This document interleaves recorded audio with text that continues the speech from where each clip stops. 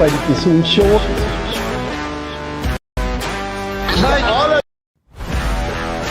Welcome to the Freddie Kissoon Show. All I'm saying, next time, break the evidence. All you do, you come here, corruption. How come just here. Next time you come here, break your I am not talking about that. I'm talking about you in 2024, December, saying there's corruption. Bring it. Let me ask you this question. I would like to ask the AG to propose legislation for what we call small claims court. There are lots of poor people, to an example you just gave, that they have issues with others and sometimes with large firms, but the lawyer fee is greater than the fee you're claiming. It is their right. Unlike the right that someone has, all of our rights exist in context. What's the context of a second medical opinion? Because you're disrespecting the process. No. Jesus, this is common sense, man.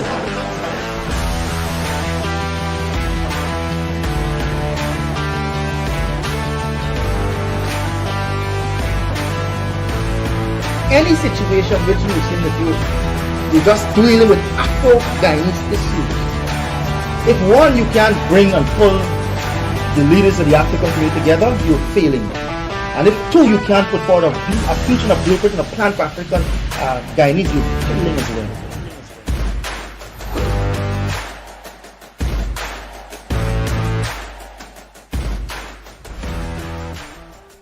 Hi there. Pleasant Monday evening to you, wherever you are. Welcome to the call-in edition of the Freddie Kissoon Show, co-hosted with Leonard Craig.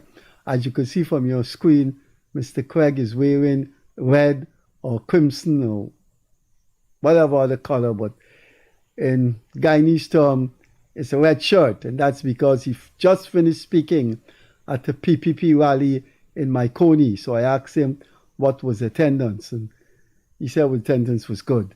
Good or very good? Good for a community thing, very good, yeah. Okay. So that's our phone, that's our WhatsApp number. The calls take priority.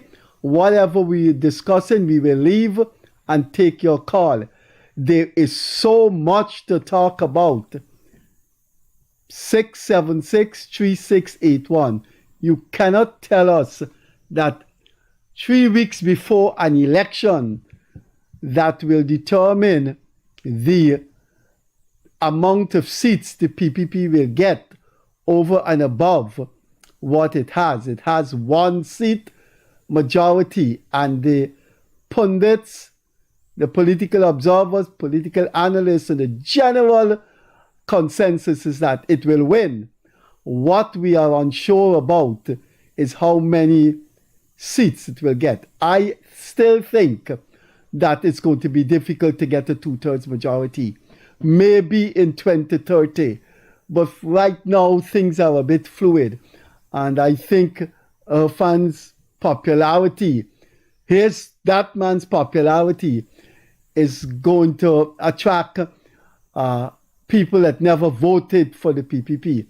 But I think a 2/3 majority, they're going to fall short of. I don't want to fill the president's ear with things that I don't believe is analytically my take. I have to tell the president things that I feel is based on my perceptions and research. The feeling I get is that the PPP is going to increase its seats, not by 1 or 2, but it may fall short of the 2/3 majority.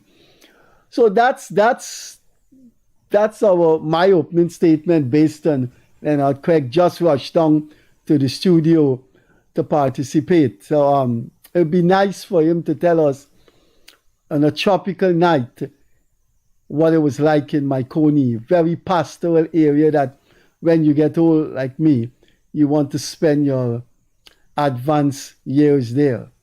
I actually traveling, teaching at Berbice University for 1 year, I really got to like Mahika Maikoni. And if I could have afforded it, I would have taken my wife and we would have built something small there. Unfortunately, I can't afford it. Maybe young Craig has money and he can move there when he gets older. I'm from that district, further down Borby side. But I want to raise something more. What you gonna call? More fundamental and troubling in Guyanese politics. Good evening, you're onto the program. Hello? Good evening, you're onto the program. Yeah, it's Imperial Garden Chinese restaurant. Your food is ready. Oh, it's a wrong number. You're calling the wrong number, sir. Yeah, you ordered the 3 chow mein, the 2 wonton soup, and the 4 egg roll, right? The person is joking. The person is just joking. Yeah. And that person is not a Chinese accent. Yeah, that accent That's not a Chinese is made accent. up. Yeah, Well, it would be good to put. That's why you got the WhatsApp. Put the. Let's call that number. Let's call that number. No. Let the person have the fun and move on. I was saying that something more fundamental in Guyanese politics. At the emancipation celebration or commemoration, whatever term is more appropriate, at the national park Last Friday, almost all the political leaders were there. I was there. I saw most of the political leaders. Well, people who were running six for you office. have. All 6 were there. I did not lay eyes on Brooms, but somebody said they saw a photo with her being there. But I didn't see any photo myself, nor did I lay eyes on her. But I saw all the other candidates. I didn't see the president because I heard he was in New Amsterdam, but I saw vice president and prime minister. Anyway, what happened there is that Nigel Hughes was going in one direction. Vice President Jagde was coming in another direction. And they shook hands. Nigel Hughes is getting a licking and a lashing on social media for shaking. I mean, and the theme is extremely racist. The reasons given going down a racist line. And I am wondering if in our politics today, if we can't even be civil with each other. Just being civil, just normal human decency to exchange a handshake. I am not on Facebook, so I don't know what you're seeing. I know it's people like Norman Brown and Burke that started it. But you have to say it sprung to life. It sprung to life when Norton victimized Jermaine Figueroa over Figueroa. It was obvious that he felt that since I laid down the policy that we won't shake the president's hand, how could you have gone and done that? And he dropped him a shadow minister. And that kind of thing, no matter how incompetent a leader is, no matter how inept, if he has a following, it seeps. It seeps. It's in any country. If you have a wacko leader and he's got a following, they give off vibes that innocent people can pick up. And I think Norton started that thing. And for that simple stupidity, I don't think Norton should be allowed to continue as part of Guyanese political society. I know he's finished with. There's going to be serious long knives out for him when this election results come in. He's going to lose a lot of parliamentary seats. But someone like Norton, to a democratic country, I would like Norton to sit down and tell us, if Guyana is a dictatorship, let him name a democracy for me. Do you know, Leonard Craig, the British government has passed legislation outlawing a group called Palestine Action And the punishment for violating that law is a jail term of up to 8 years. You can't be associated with Palestine Action. And there is not all Palestine Action did was spray paint on military planes at a military hangar. You know, I mean, if the people had done something violent, you can go to jail for just mentioning the name or just saying that, look, Palestine Action, I welcome it. I would like to know, he said he wouldn't shake the hand of a dictator. Well, I don't think it's the word dictator he used. The word he used is oppressor. Oppressor, right, okay. Right? And the thing about it is that is Norton's choice. Norton chose to be uncivil. Does it mean that every other leader, every other person in the opposition should be uncivilized because Norton chose that path? I mean, and then the racism that accompanies it, that, you know, a black man bowing to an Indian because you shake his hand. I mean, I know people can, you know, go low, but to me, this is a level of lowness that. But I think Nigel Hughes looked for that. When Nigel Hughes bowed to politics and started to be on podcasts and social media, I was quite surprised that he swung in that area of African extremism. David Hines, Borkan used to be on their programs. And I wanted to know, Nigel didn't know, what can these people offer? Guyanese Africans, Guyanese young people, decent Guyanese women that have an interest in politics. Leonard Craig, do you read Burke's response to people? That man is a jackass. They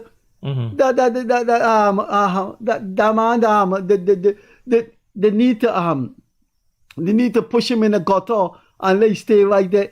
Those kind of, you never see Burke has never responded and say, well, look, these are the pitfalls of Freddie Kissoon, and you should be aware of this man's pitfalls because they are dangerous. And then the analysis flows. It's just cussing down, and you don't think that does a disservice to the people who listen to him? When you listen, when a PNC person come on this program, I support Ali, you support Ali.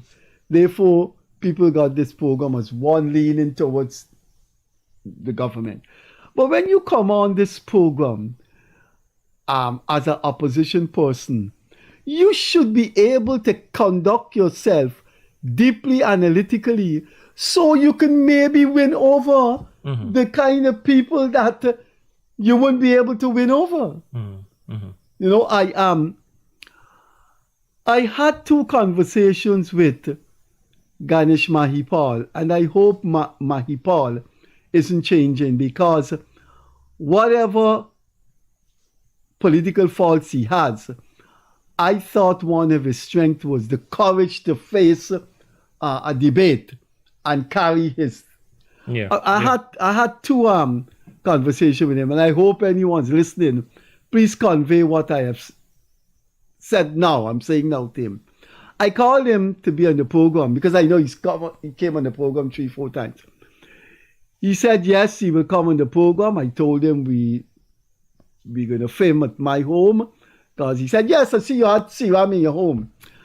And then whilst talking, he said, I got to take this call. I can call you back. And he never called me back. Good. So I called him again a few days after and said, you didn't call me back. And I will tell you now what he said, and it doesn't augur well for the PNC. He said, yes, I will come, but I will not give priority to a program that does not favor us. Therefore, I will let you know. And I said, fine, but please let me know. And then he said, wait, I'm getting a call. Let me take this call and I'll call you back. That's the second time he said that. He never called me back. But this is what he said in the second call. Whenever he comes, he can't fix his schedule to make the show. You got a call there? To make the show a priority because it's not a show that favors us. By us, I think. But is that the role of a politician? To go to a program that favors your organization or to go and bat? Yeah. But we constantly say, and any viewer who is objective, we constantly say when people come, there are two things we do to all our guests. We ask them what line of question will make you uncomfortable that you don't want to discuss. We've always done that. We have always respected that. Yeah. And that is one. So if you're not comfortable discussing it, we're not going to ask you questions about that to make you uncomfortable. Most of our political guests, when they come, they say, ask me anything. I'm a politician. I'm willing to answer anything. Most politicians. Very few occasions, very extremely few occasions, people say, for example, we had a guest once that say, I come to talk politics, but I don't want to deal with the Adriana Young issue. And because it is divisive and what have you. And we respected that. Good evening. Hello, You're onto the program. Freddie Kissoon and Mr. Craig? Yes. All right, I got 2 points to make. One of them is I really happy about the decision the judge passed on this guy, Chase, with the guy who overseas man, the businessman. Yeah, Ed Ahmed. He won. That's right. Yeah, but I'm very pleased. Versus Travis Chase, you mean? Yes. Okay. But the judge didn't have any. The judge didn't have any latitude. She had to give that decision because it's a default judgment. You have to respond to the libel and offer defense. So the judge has no alternative but to award you judgment because you didn't contest it. Okay. Right. What was the second point? The second one is that the rally in Linden last night with the PPP. The other guy there, I don't know if he had his own public address speaker. But when Mr. Fogero making his debut, this guy coming in, like he had his own rally one side and opposing the speakers them on the stage. But he's a PPP PNC activist. He's the opposition. You know? So people like these, when they come on, like they come to intimidate other people who go out there as quite peaceful citizens to listen to the rally. I guess you're calling us from Linden. That's right. Okay. I thought they said no Linden has been to that rally. Lie. Londoners must go out. Well, PNC will have their rally this weekend coming. You know? And what come to my mind? You dare not see a PVP supporter or activist will present themselves there and go on with a kind of attitude. It's a big problem this man is looking for last night. Okay. I came home and I go on Facebook and I hear the guy's voice song in this thing. It's very, very bad with these chaps. Well, nevertheless, the rally was successful, extremely successful. So you're gonna have the distractors, but you gotta push on with the work. I don't know to what extent what the police could do about it because it's big trouble these chaps has come out looking for. Let me say a supporter for the PPP they pick you up. The thing might have broke up. Well, thank God they didn't. Because I see the next one on Facebook again. Mm. The bus mark PPP something, and a guy with the expression outside saying that he and joke them up, take off the jersey. Mm. You know? That's in Linden? No, in London, somewhere else. Oh, like okay. a threat. Okay. Uh-huh. All right. It's terrible. Yeah. All right, thanks to the Yeah. Thanks for coming, Sean. Okay. But you know that could have been a setup. Yeah. Once somebody troubled him, that was the opportunity that to make to say and I think rowdy the PPP probably knew what was going on and just said let him go. Let him go. Yeah, he was probably. There was a story in the news last week where a guy.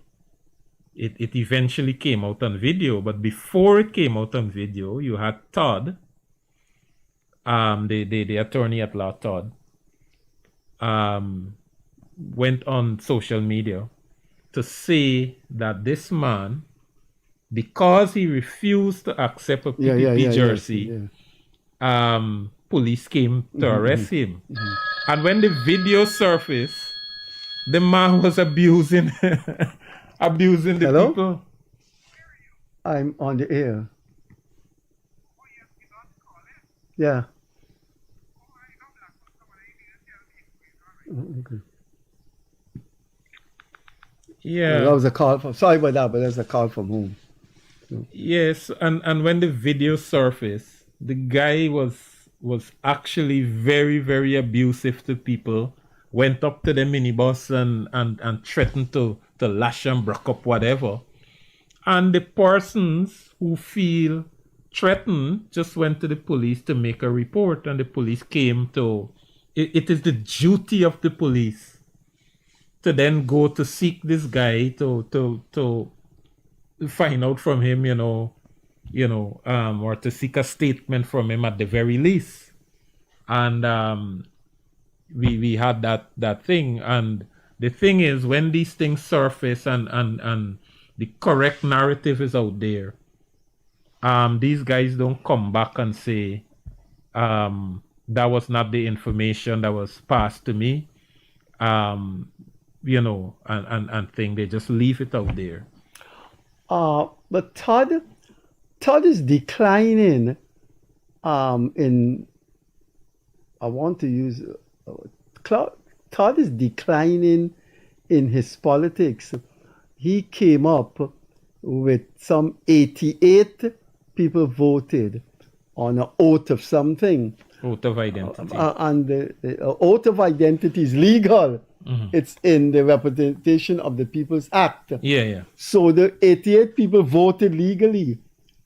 He said that's an aberration, but 88 votes out of 240 something the PPP, 230 something the PPP got. 1,000. That doesn't constitute a drop in the ocean. I heard that. He said that. And he said any judge sitting to hear a case about these 88 oaths of identity that were missing or something, because when you come with an oath of identity, the document is supposed to be there at the end of the election to go back into an envelope. And if they're missing, it could invoke some suspicion, right? But the point is this. 88 oaths of identity does not move the election results left or right. So a sensible judge cannot turn back or order new election based on 88 oaths of identity or 100 itself. Because the margin of victory between the opposition and the government is in the thousands. Right? And then there is something called leftover votes, to use a loose term. And the PPP leftover votes were over, I think, over 2,000. Right? So if they want... But how do you know that? And Todd doesn't know that. It means he knows that. But he's just Right. making So himself a even comic. if He the must know the PPP, PPP had leftover votes. if the PPP leftover You got votes. call. Good evening. You're onto the program. Good evening, Mr. Leonard and Mr. Kissoon. Yeah. Yeah, well, things going so nice that, we don't really got nothing to complain about and things. But what happened is that we just want to congratulate the Indian cricket team on a remarkable victory today. Mm-hmm. And one more thing, we're a Muslim, right? Mm-hmm. And it had a time that the people that was given Muhammad Ali a star. It just got some way On in the America, Hollywood Walk of Fame, yeah. they was giving him a star, and he said no, that he's not accepting the star because the Prophet Muhammad name, the name Muhammad, is a special name, Yeah. and he don't want people to walk on the name. Mm-hmm. So they eventually they put it on a wall. And this is something that, this man making me feeling embarrassed. And not me alone, me sure other Muslim when people just attacking and either like a clown and doing a set of stupidness, it making Muslim people feeling bad. That he got the name as Prophet Muhammad and he doing a set of stupidness and he should just for the name's sake he should just behave himself and come out of the thing. Well, Just for the name. well, my understanding of the situation is that him running for office is a form of behaving himself, he believes, because that's the theory that is out there, that if you run for office, your sanctions can get dropped. So you got to show them you're good. So you go out and do these things. So perhaps that's the way he looking at it. No, but when your right hand give, your left hand shouldn't even know about it. So this thing where he giving and giving and giving. You remember when a younger said that his father always used to be being generous and giving and thing, and nobody doesn't know. Right. Me always hear about his father and never see him. His father wasn't a showy person. No. Father never was. I knew his father well. His father was a good person to me, Yeah, his father has good qualities. The man just come out and make the Prophet Muhammad name going down the drain, like if, it's bad. He should do like, imagine Muhammad Ali, the big Muhammad Ali, was so sensible and thing for know that, he don't want, never mind, it's an honor to he don't want the name of the Prophet there on the ground. And this man got the name of the Prophet, and this man making a set of people talking a set of thing, and me feeling shame, man. So he should think about this and just back off and behave himself. Okay. All right, yes, thank you. Good. You got call? Huh? Yeah. My God. Hello. Good evening. I thought we dropped the call. Evening. Yeah. You're onto the program. Yeah, my name is Mohammed, and I'm calling from the U.S.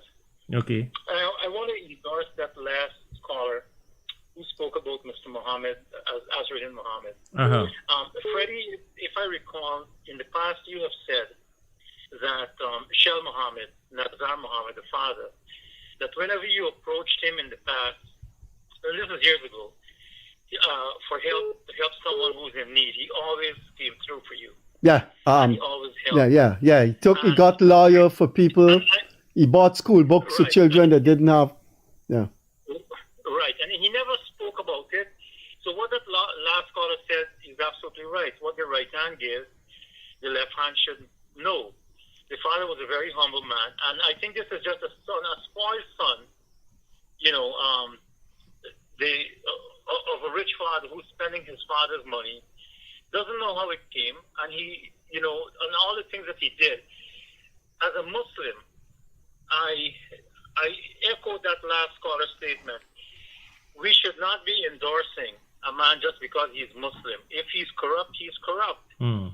and the Quran warns us about, or tells us that we should give evidence or speak out even against our own kin. So we can't stay quiet and take the Fifth and say, U.S. term, the Fifth Amendment, and say we can't speak or we don't want to incriminate our family or our friends. You have to speak out. And what he has done is terrible. And we know that, like you said earlier, that he is doing this just because he feels that if he wins, somehow the sanctions are going to go away and all that stuff. So now, let me change the subject a little bit. Last night I watched the rally in Linden, the PPP. And I know in years past, I know when there was an incident years ago under Donald Ramatar's presidency, the president himself was afraid to go to Linden. When there was an incident, I think it was a shooting incident or something.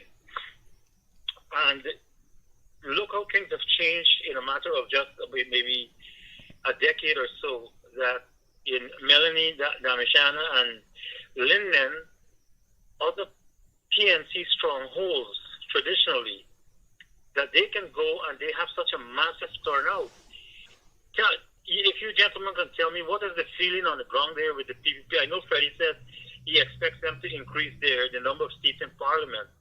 I want to believe that is true, but as someone who lives overseas, and I don't intend to go back home and vote or anything like that, but what is the general feeling about the PPP support among the Afro-Guyanese community? And I'll take your call. I'll hang up and take a call off your comments off the air. Thanks. Thanks for coming through. The term I would want to use is unprecedented, Freddie. I've never read in any history book. I've never seen any interview. And I'm accounting here where you're much older than I am, but I'm accounting here for the period when I wasn't alive. And I've never seen, for the period I'm alive, I've never seen anything like it. You're going to call. Have you? No. I think that... You're onto the program. Yeah, it's amazing. Very good evening. Good evening. Oh, God. I wanted to share something with our people in this great country. I grew up in a home with 4 brothers and 7 sisters. I'm talking in the 70s and the 80s and the 90s. My father used to work, and my mother was the home. She was the race called the mother of the home. She never worked. But I grew up with my parents feeding me 3 square meals when the day comes. Whether if it was provision and plantain in the morning, and some balanchi choker with some rice with the day, and some starter roti at night. But different dishes, however. But I grew up with that. That's what I saw in that. That was in the community that I lived in. When I look across in the neighborhood. And we used to plague our community with blackouts every night. Mm-hmm. Why I say this is that I'm still living in the same country. I don't want to compare that time to this time. With 4 brothers and 7 sisters. And a father that's working. That's giving his children 3 square meals when the day comes, etc. I wanted to ask the leaders of this country who are taking leadership by September. There are many persons out there. Why I raise this topic here? I went to do an installation in a region. Forgive me for what I'm saying. And I come to an end. And tears came to my eyes. I didn't want to say it on this program because I don't want people to use it as no catalyst, as no political nothing. I'm a born Guyanese.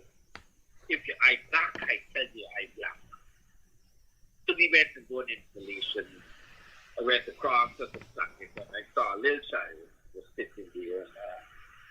I would find something like the man said, really, you take something and he look up at me like if I didn't even want to hear that means he have talking for me.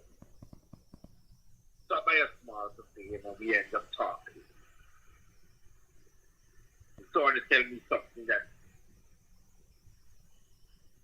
I don't want to cry here, but tears came to my eyes to hear that he's telling me. When he said that his mother is only cook 1 meal a day, I started to go back and purchase something and give it to him. Not only me, the truck driver that was there. And with a different set of people because we went to do an installation at a government place. I was hurt, man. Felt so bad that our country today is far richer than the time that I grew up to what I met today. We met last week when we did that installation. It's never his 5 minutes. I wanted to say this. I saw that they asking persons to come and collect the old people were left at the public hospital. The parents, the families are not coming and collect these old people. It isn't a palm was made for these people. Okay, sir. What's the purpose of the palm? It's not for these people who are homeless or people that cannot look after these people. Mm-hmm. One more other thing and they're gone by me. Quickly, sir. You're going over 5 minutes. Quickly. Very quickly. One more thing I want to say here. I know that the government is doing that. Now, there are a lot of persons that is working, laborers and security and you just name it. These forces working extra duties, 10 hours, 12 hours, some work 14 hours. And when they work these hours, they're being taxed. They're paying taxes on these hours that they're working. For a system put in place for these laborers, security, cleaners, and all these forces were working below a certain amount of money that they could only be paid taxes on the money that they work for 8 hours, that's for the paid money on the overtime. Okay, that's it? Yeah, that's it, sir. All right, let me answer your last question first on the air. If you work for $130,000 or less, you pay no tax. And if you work overtime for up to $50,000 more per month on a second job or overtime, you also pay no tax on that. So that will cover the question the gentleman raised just now. He's gone? Good evening, you're on to the program. Yes, good evening.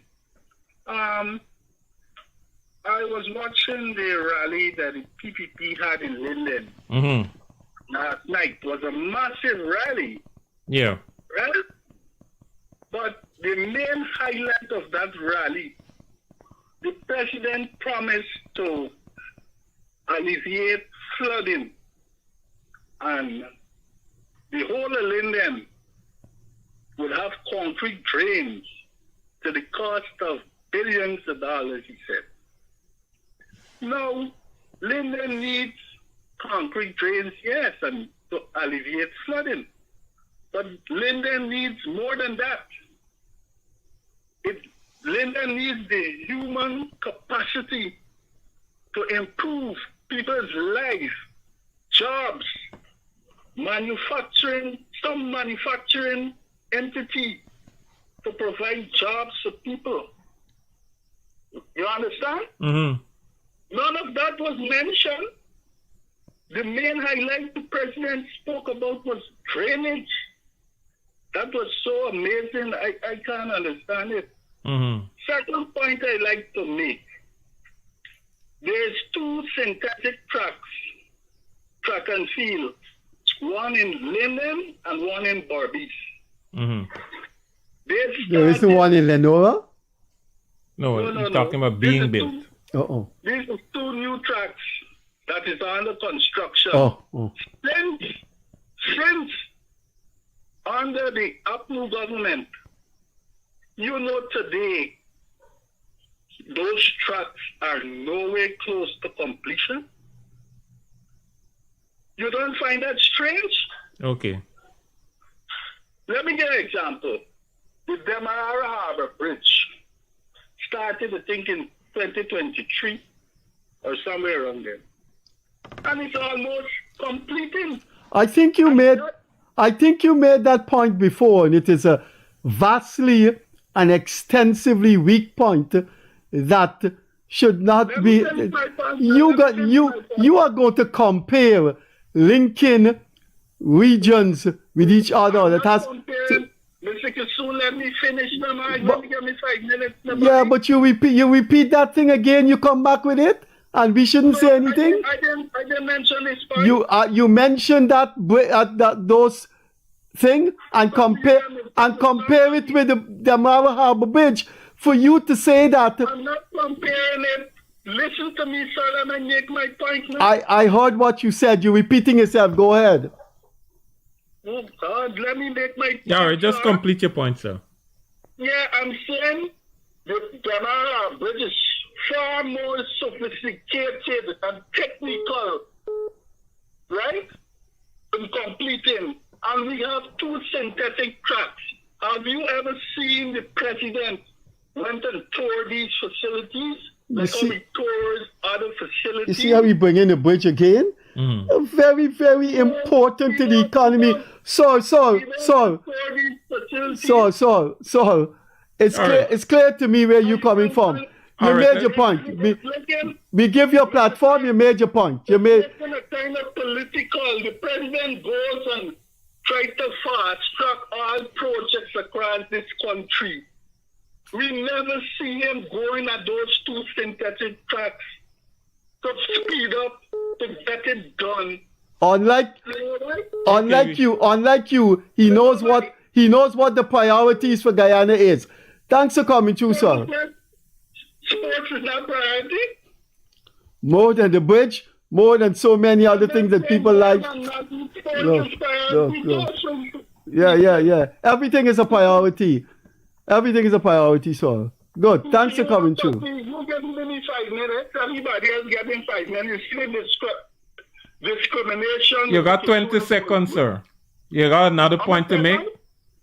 All right. Thank you. Thanks. Bye-bye. Right. You've got to be ignorant to compare the Harbor Bridge with 2 sports stadiums that are yet to be completed. The Harbor Bridge is one of the lifelines of Guyana's economy. You've got to be very ignorant to say you done the Harbor Bridge. It's so expensive. You done it in short time. It's more technical. And that's an ignorant man. Honestly, he doesn't know. He doesn't know anything about Guyana's economy. Anyway, there's a second. I hope he's listening. You're ignorant, sir. Freddie, come on, Freddie. Good night. No man, good you evening. can't compare the Harbor Bridge. You're onto the program. Good evening. The last caller ridiculous, We gonna compare the Harbor Bridge with synthetic track. The Harbor Bridge is priority. So the Harbor Bridge directly contributes to the success of the totality of Guyana. That's right. All right. Anyway. Thanks for coming through. You got a call? Right. Anything else, sir? Hello? Yeah, that is all you called for. Okay. Thanks. Yeah, there's another point that 2 callers ago made about the living. A man could provide for a family back in the days. Hi, good evening. Hi, good evening to both of you. Yeah, you got to turn your TV down. Oh, yes. Sorry about that, sir.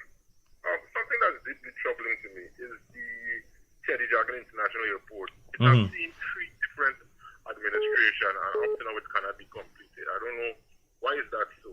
That's all I have to say. Okay. Okay. Thanks a lot. Thanks. I can. My sentiment on that is that I also am very disappointed with the airport, and another day I'll deal with that with the source of my disappointment. And Well, it's something I saw at the airport that I think I wrote a column about. I think you have to. They just got 2 benches, and I think you have to stay on the open pathway to see people coming out. Yeah. I mean, it just looks unmodern that you even going into the check-in counter, only travelers could pass to go in. All the modern airports that I've seen, you could, if you come with 10 family members, all you could walk up to the It's counter. just that you must have a section where the departing passengers they won't be able to mix. Right, well, you can't walk up directly to the counter, and you can't go past the counter. Right. But surely, man, you went up there to see somebody coming in?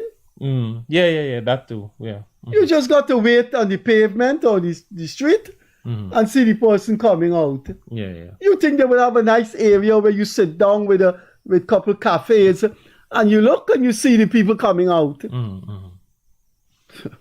No, that I don't Good understand. evening, you're onto the program. What? Yeah, can you turn down your TV volume? Yeah, who's this? You call the program, you're on today Freddie Kissoon show. I haven't heard anybody. Is this Craig? Is this Craig? Yeah. Okay, can you hear me? You're onto the Freddie Kissoon show. He said if it's Craig, he knows you. Oh. Okay, let me ask you a question. I mean, I've been living in the United States about 38 years.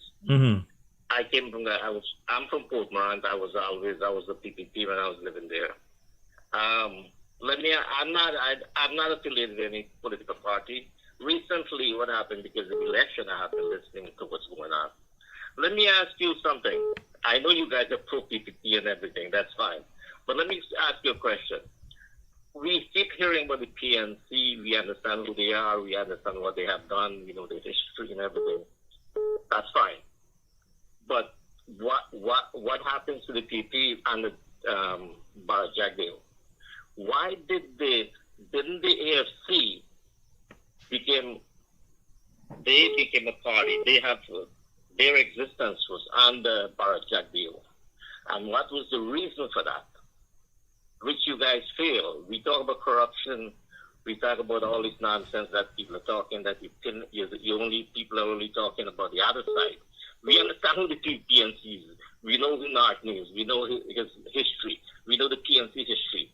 But you know why the AFC came to existence during PPP tenure? Was because PPP at that time was one of the most corrupted under Barajagdale.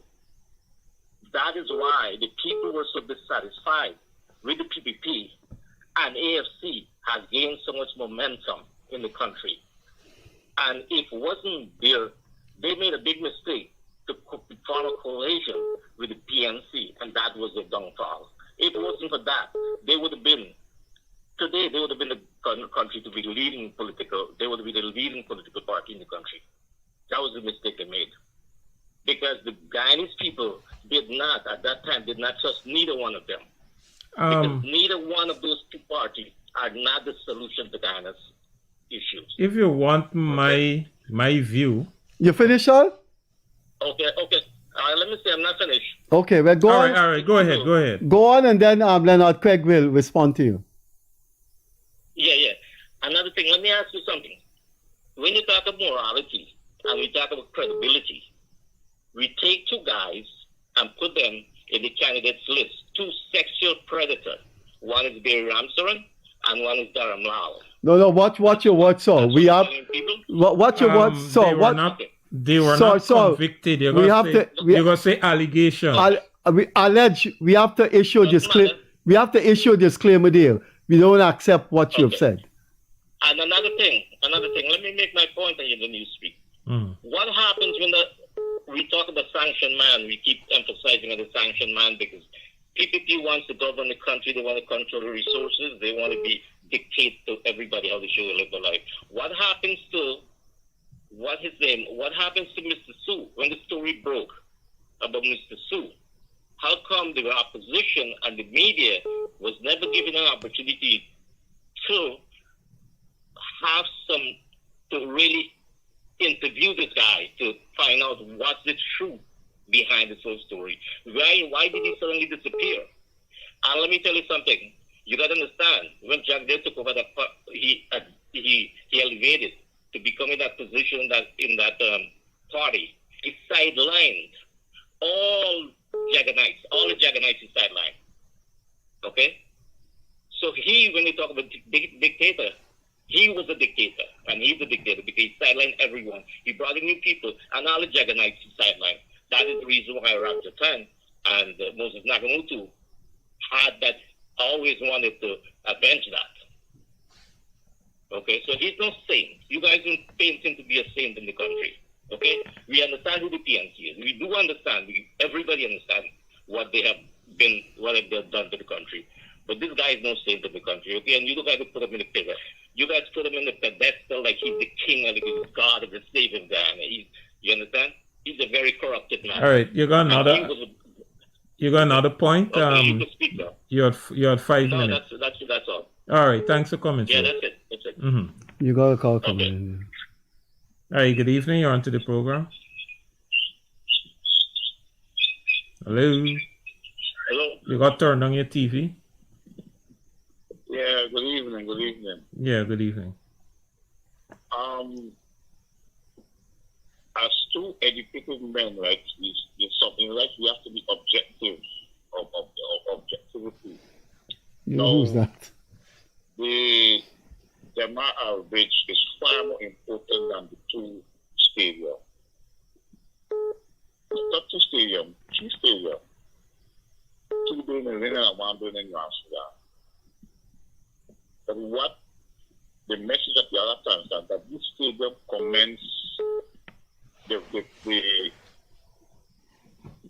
project commenced in 2020, sometime around COVID time. I think they were conceptualized under the previous government, and I think you're supposed to know that.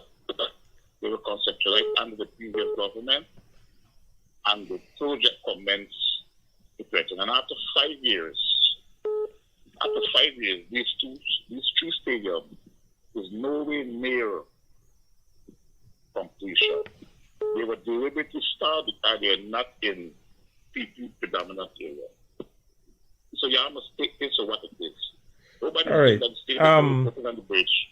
But these stadiums should have been completed. This is not 2-year project. Those stadiums are not 2-year project. So before Craig came in, I think the mistake he was making, he should have stuck with the question, why these stadiums have taken so long.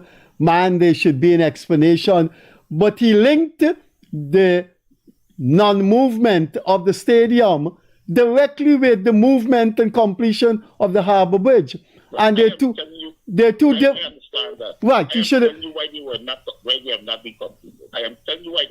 I pass the one in Amsterdam. I see there every day. I see the project. I pass there every day. I'm telling you that these stadiums have not been completed.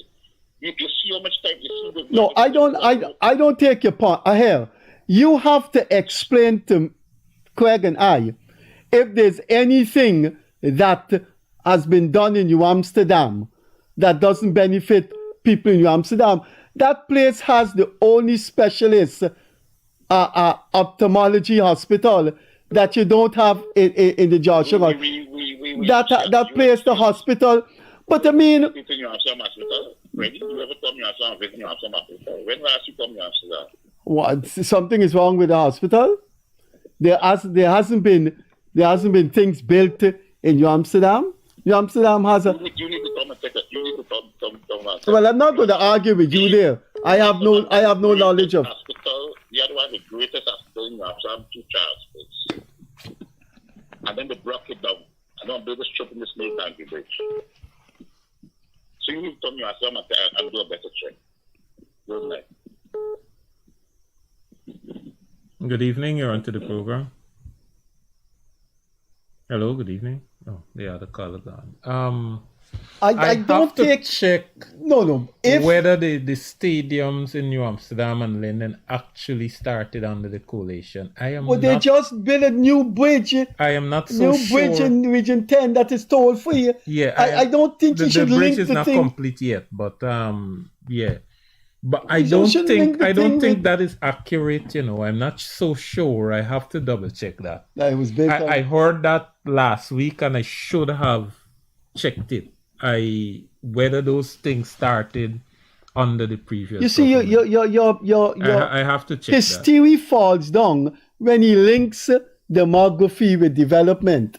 So what you are saying is that if you look at areas where they're predominantly Africans, nothing has been done. And you just have to look at Linden. Good evening. Good night. Good night, sir. You're onto the program. Good night. Yeah, good night. The caller that said John Day was corrupt under his when he was the president. Now, every individual, that's my opinion, every individual in this world can choose to do the right thing, or they could choose to do the wrong thing. So, if he said Jack Day was corrupt, then Jack Day choose to do so. But people don't have to choose to do as he did. But today, in the country, what's going on? People are saying the president corrupt and the government corrupt. People choose to do wrong things. They have a choice. People have choices. Government don't tell anybody to do wrong things. They have choices. They have a right. They know the law. They know everything what they have to do when they get a job. They choose to do wrong things. And when people do wrong things, something the government don't even know. Right? It's something like what happened to Mohammed. Or the thing that's happening, claiming they got the government know about millions of dollars. But they know. Because they don't look after GRA until things bust out by themselves. So this is the thing that's bothering me. A lot of people say they're corrupt. People choose to do corrupt things if they want to do corrupt things. You feel it like, if a police hold me, I should just pull money and give a police. Why should I do it? I should go to the procedure. I should do the right thing. People choose to do wrong things. That's the reason why today in the world, especially in Guyana, people are also able to give police money. They don't want to go to court. That's the reason why today the police have to storage. People can't ask that. Government to tell police to take no bribe or anything, or any government official. People choose to do wrong things. And the thing is that, again, when government people taking bribes, right, they choose their way too. So it's a both side thing, it's not a one-sided thing. So we have choices to do good or to do bad. It's simple. We got kids, we don't know what wrong them do until somebody come and complain. Say, hey, your son was sorry, your daughter was so. We don't know. The last person does know. So you can never stop corruption. Corruption comes from human, within human. That comes within human. They choose to do wrong, they will do wrong. If I come and ask for somebody something, it's up to them to say, hey, that is wrong what you're doing here. I could lock you up with. No, unless you choose to people to take it, but that's it. All right, so no government official. anything else? You made the point. I think you keep repeating yourself. So you want to move on to something else? Yeah, I see when party when he was campaigning, he was talking about how much money he's going to give, $100,000 and that kind of thing. And the next thing I didn't see, he showed no crowd or so. He's speaking. These chap are fakes. This chap, as the president always said, this man is trying to just save himself. And he can't even save himself from what he's doing, because I am telling you plain, I don't believe he would even make a seat. Believe what I tell you. Because all his money, if you notice, he went on Amerindian areas and then gave out $10,000 for every person. And when they do ask the three girls to sit down eating, ask them who they vote for, even if the girls and tell them, they will decide. I don't know. Naturally, the people just collecting money. You understand? So that's my business. What I'm just saying, saying that way. But PPP all the way, and PPP is going to win election very, very big. Trust me, over 40 seats PPP is hitting. And I wish if PPP can win London, Georgetown, and New Amsterdam. That's my contribution. Thank you. Okay. Thanks for coming, Joe. Good evening. You're onto the program. Hi, good evening. Yeah. Okay. I would like to make an comment, please. Yeah. But you got to turn on your TV. You're confusing yourself. Okay. Get it here now? Yeah, go ahead. Okay. To the caller who have said that Jack Dew is corrupted. Hello? Yes, go ahead. So go ahead. We're listening to you. Go ahead. Don't stop. Okay. Because I want to make a statement clear. Jack Dew, who have made us been recognized throughout the world through his presidency. I don't know if both of you can remember traveling to Trinidad and Barbados. There was a bench that when you go there, and it's Mr. Jack Dew who have able to clear that. So Jack Dew have cleared that for all of us and make us recognized on the map through his presidency. That is all I have to say. Okay. Good evening. You're onto the program. Yeah, good evening. Yeah. I want to know a piece of reason with you, Leonard, when it comes to wages and salary for public servants. Mm-hmm. Now, every time that there was a demand, demand and a cry for wages and salary, the defense is that there are other benefits going to public servants, and people name things like the Billion Road, they're giving grants, they're giving this and they're giving that. And in the way it is said that it is a compliment to what the public service is already trying. You follow me? You following? Yeah. There's usually be an explanation from the government when they try not to raise the money more. Mm-hmm. But here's my reasoning. The people who are drawing a lot of money, are they not using the same facilities? They will say, we build a road to the public service, we pay for the front road. But what about the ministers and the president? And I pay people who have an high-paying job. They are not using the same facilities. Yeah. They talk about the facilities of the hospital. Yeah. You call these things public good.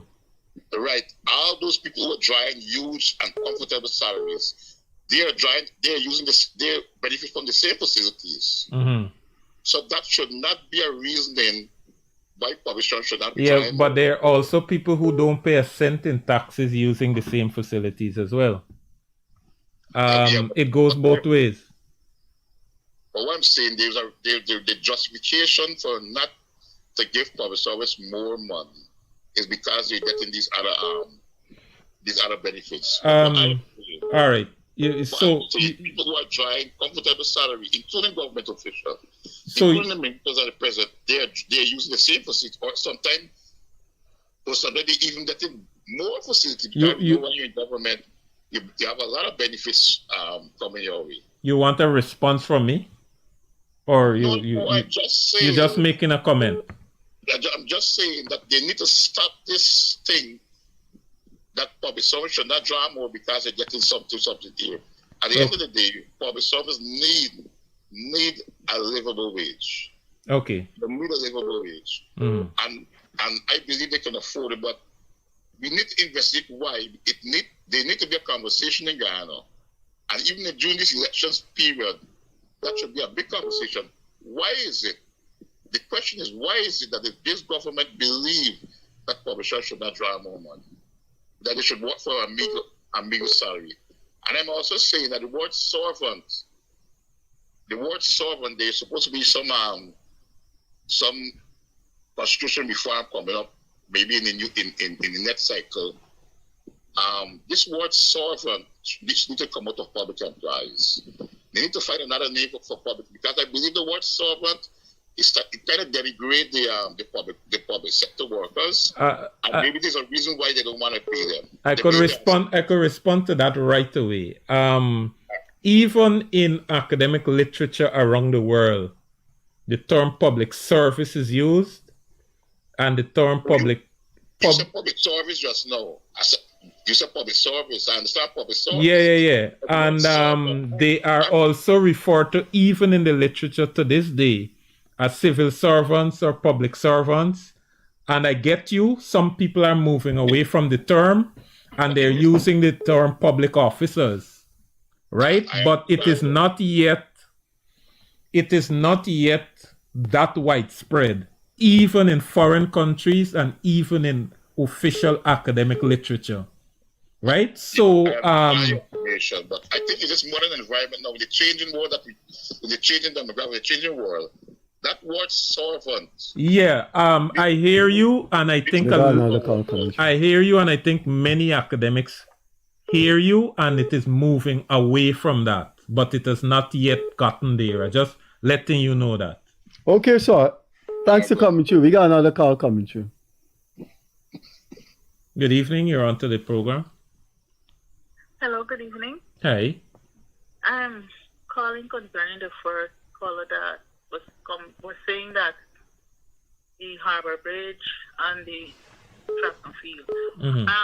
My understanding is that he's saying that it's more technical to build a bridge compared to those track and field events, but yet the president focused on that instead of everything. It's like you have a list of things to be done, but then your main focus was on this Demerara Harbor Bridge, while there were projects outstanding.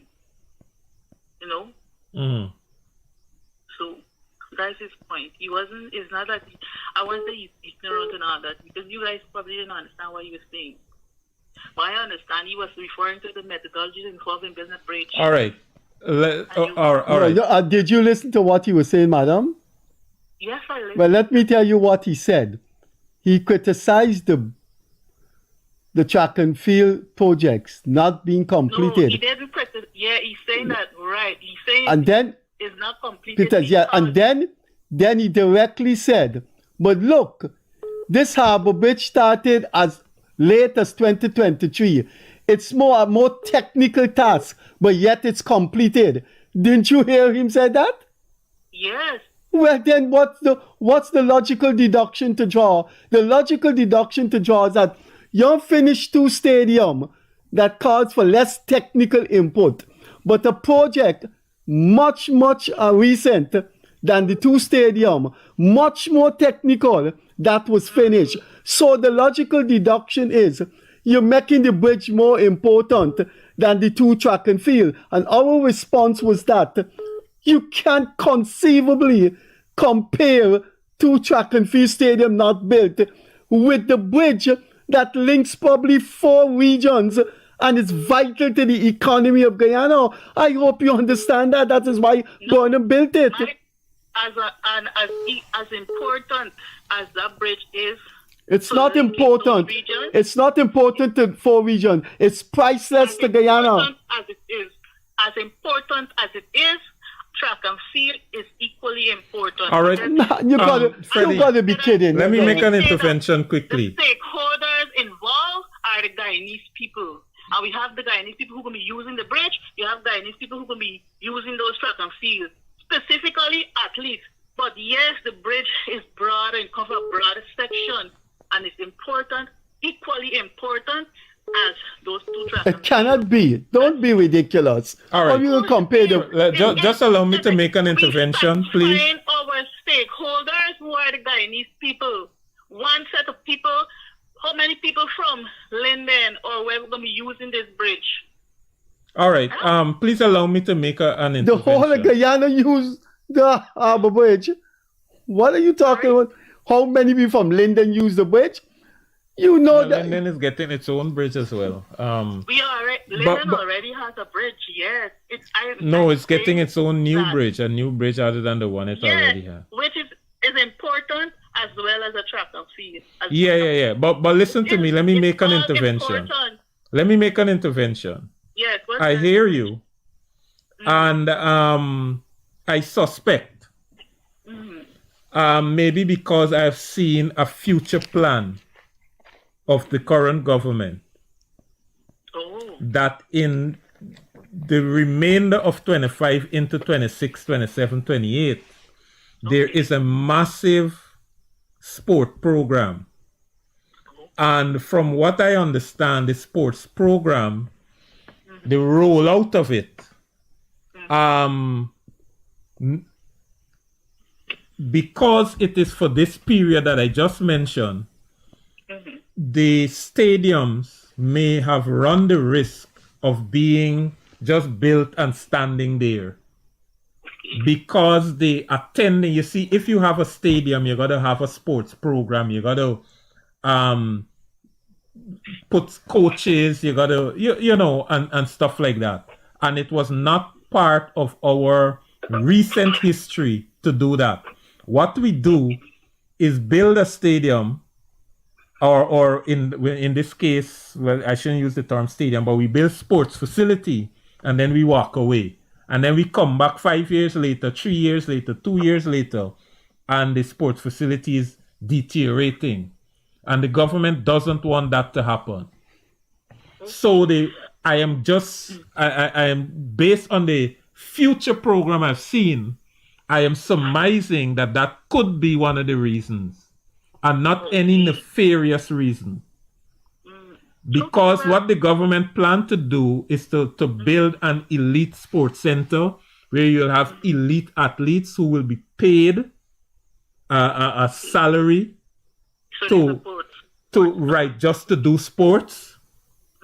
And then in their off season, they could be attached to the GDF, the police, or some other civil service organization in their off season. And then they will be at the stadium. They will have coaches, and they will have nutrition programs and stuff like that. And all of that. Why hasn't it started? The point is, I don't know. I don't know. I'm not the minister of sports, right? Oh, it's like but I am. They reach this item is yet. I understand what you're trying to say. They reach the item is yet. It's like item 1, complete item 2. It's like that. Because it's not like it's one person doing this thing, you know. You guys see we have ministers in all sections. Each minister is supposed to be, you know. No, I understand, but at the end of the day, you will appreciate, just as in your family, there are 1,000 needs that you have and you can't do all of them at once, right? Nevertheless, I'm just sharing with you a future plan that I saw. Okay. And I am surmising that if you tie the two together, completing one and running one into the other probably fits better.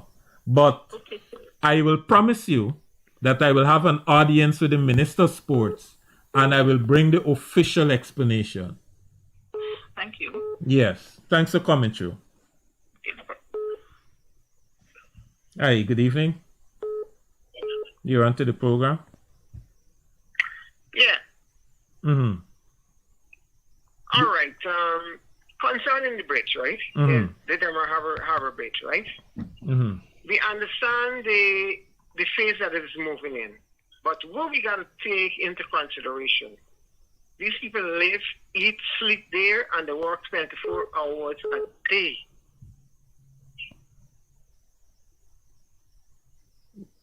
Hello? Hello? Yeah. You're looking at... I think you got turned on your TV. Oh, sorry. Right, so don't stop. Keep talking. We're listening to you.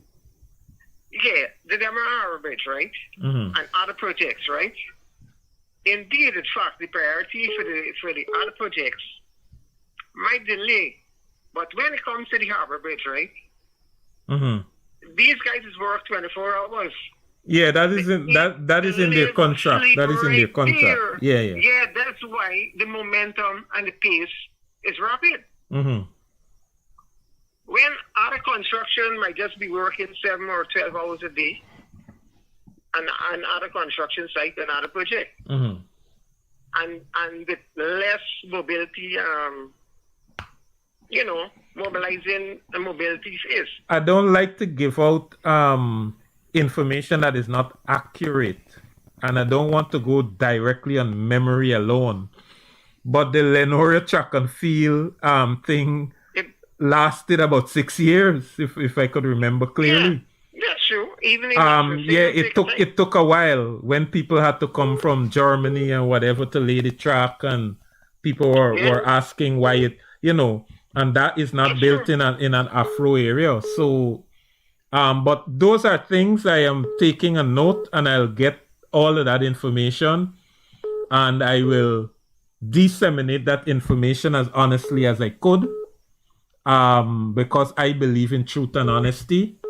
And I will bring that information, but I have to first double check on some of these things. I'll check how long Leonard took to complete. I'll check how and we will bring the information. Okay, sir. Thanks for coming. Thanks for coming. No, sorry, Freddie. Hold on, one more thing. Yeah, we got other callers coming. Let him go ahead. Go ahead. All right. Regardless of which administration runs this country at the moment in time, right? Everybody in the society's benefit. Let's go back to the PNC era, right? We did have mixed ministers in administration, and who got rich? Indian people. Okay. All right? This is fact. Until things start going haywire. Even in, let's say the former president, there's my high time, when there was the reform process, same thing will happen again. So it doesn't mean because you gotta get predominant, delegates the key position and these things. That's why the civic is there onto the PPPC. Through the civic line, anybody could come through. Mr.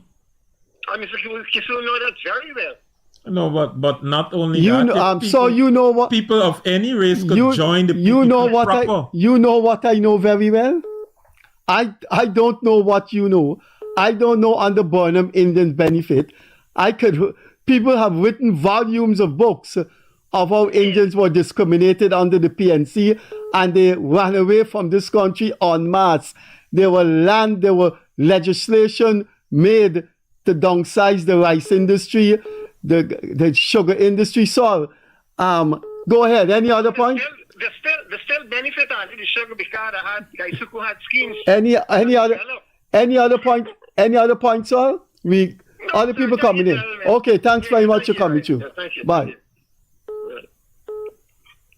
Good evening. You're onto the program. Hi, good evening, guys. You got turn on your TV. Pardon? Turn on your TV.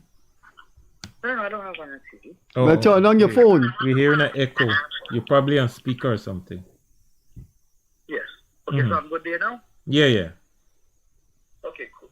So first of all, let me congratulate you guys. You guys are doing a perfect job. I would like to let the public know something. We're in a country that we're developing. We're living in a society where we have a caring government. Provides for every single race in this country. Those who say that they are the PDP does not provide for them, they're blind. Trust me there. And I am not a PDP member or has no affiliation with the PDP. But I can substantiate to this because you know why? I've seen the progress within my life and my family. Right? And people need to open their eyes and stop being manipulated by these other type of parties. These people will tell them things that they want to hear. Some of our people say they only hear what they want to hear, not the truth. So I urge people to come out, do the right thing, open your eyes, your ears, and do the right thing on September 4th. We are heading into a victory for this country. The next 5 years, I can't imagine what this country would be like. I think in the next 5 years, you will not have any poor people. Trust me, you will not. You will not have any what? Pardon? You will not have any what? No poor people anymore in this country come the next 5 years. Don't say that. Let me say something to you, right? Those who say they're not having jobs, these are lazy people. The creative of job presently, I can hire 25 or more into construction. And I'm not a big contractor. I'm not a government contractor. I am not, let's clear that up. I am not a government contractor. But I can hire 25 people more tomorrow. Let me give you an example. When they shared the $100,000 cash grant, right? Some workers did not turn up to work for 3 weeks, 2 weeks, because they collect the grant. When the money done, then they come. So that is why I'm saying these people who say they're not having jobs, the work is there. There is so much work. So that is why I'm telling you that. Anyhow, you guys have a good night.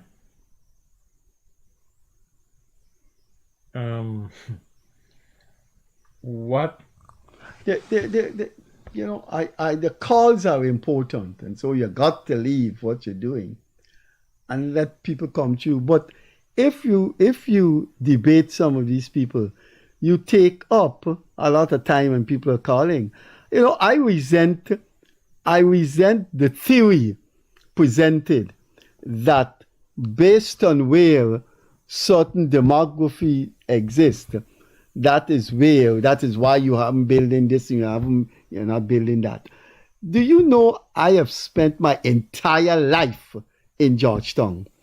And in Georgetown, Africans outstrip Indians. But the aquatic center is an Olympic swimming pool with a training swimming pool for younger ones. In Georgetown, one of the best equipped Caribbean hospitals is in Georgetown. You can point out to extension of roads, fancy roads, all kinds of street lights, architecture of roadways, and they're in Georgetown. I mean, if you go to Georgetown Hospital, which I've been on Monday, I've been to Georgetown Hospital the last Monday, and anybody who goes to Georgetown Hospital has to be either blind or just profoundly dishonest. There are more African waiting to be treated there, far outstretched Indians. So you can't. It is kind of, it grates your nerves to say, then put this thing there because it's an African village. That's what I was about to say. How people Africans denominate everything in terms of race. Do you know the national park has been extensively architectured, and 2 public gyms, what you find in indoor gyms, have been installed in the national park. You go on any given day in the national park, and the people using it there, the Africans that far outstrip Indians. How can you? But then the national park should have been running down. Let me just share an experience that's direct related to me and close to me. You gotta take hold on. Good evening. You're onto the program. Hey, good evening. The last caller said this country wouldn't have poor people. Well, I want to ask, who's going to take out the garbage? Who's going to put the chlorine in the water? No, don't take him seriously. Because somebody take out the garbage and mean they're poor, they have to be poor. No, but every country got poor. No, but what he doesn't understand is that the government may shape an economy to get rid of poverty, but that doesn't mean a teacher may not take to the bottle and waste his life and he becomes poor. You can't blame the government for that. People, you got a lot of people that gonna But beside that, it's an unrealistic expectation to say that you won't have poor people in 5 years. I can't think of anywhere in the world that has happened. I think he meant well. He just exaggerated it. I think his point was poverty will seriously be dented. Is there any? No. So what I was saying, something that is very close to me, where I live in Berbice, the road, the streets, the inner streets were never done, right? One of the streets had crusher run. Hi, good evening. Yeah, good evening. Yeah. I don't know why y'all try to downplay the You're calling again. Stadiums. So you're calling again. Other people want to get you, you know. Right? Now you ask yourself, when was the object of the Anna Regina Cricket Ground into a stadium commence? When did the Palmyra Cricket Stadium commence? Both of those stadiums commenced after those three stadiums and the contractors who building the bridge. It's not the contractors who building the stadium, so there's not a comparison. That should affect the completion of the stadium because they are not connected to the building of the bridge. The stadium have their own contractors.